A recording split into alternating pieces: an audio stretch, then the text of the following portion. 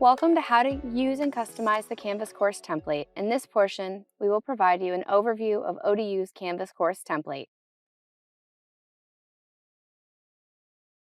The ODU Course Template was developed by the Center for Learning and Teaching. Our team developed this template with the universal design for learning and web accessibility in mind. It allows you to focus on your course content and not the process of building the course. While it is a template that will help provide consistency, you are not losing any flexibility in how you present and deliver your course materials.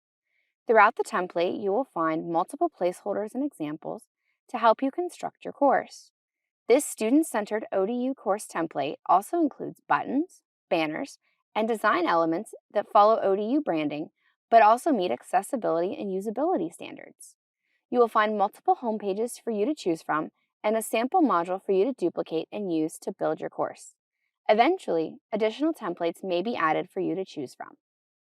To locate the template, once you have logged into Canvas, from your dashboard, choose a course that has the template applied. From here, I can tell that the template has been applied to this course as the home page shows the ODU banner, as well as template information and the buttons designed as part of the template. Thank you for watching. For more information, please visit clt.odu.edu.